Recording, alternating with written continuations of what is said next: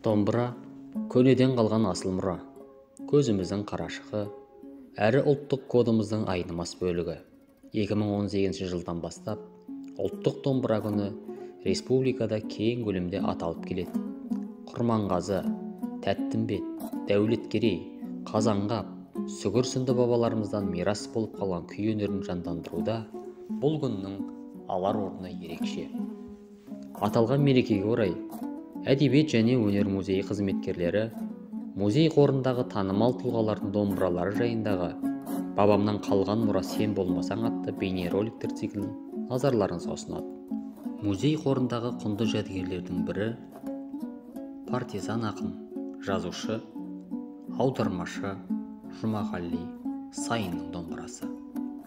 Бұрынғы Көкшетау облысы Арықбалық ауданы Баян көлінің жағасында туып, 1941-1944 жылдары Ұлы Отан соғысы майданында, Украина ормандарында Украинаны жаудан азат етуде партизан отрядын басқарған даңқты жерлесіміз өнерден құрал ақын болмаған.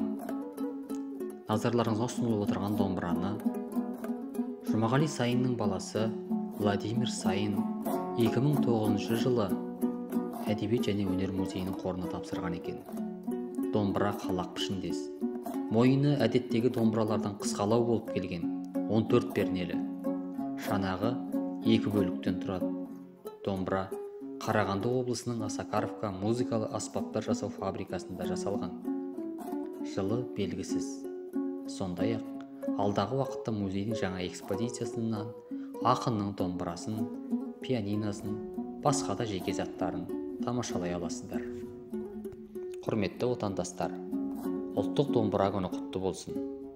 Ұрпақтың игілігіне қызмет етіп келе жатқан халқымыздың рухани мол мұрасы ғасырдан ғасырға жетіп, ұлттық тұтастығымызға тұғыр болғай.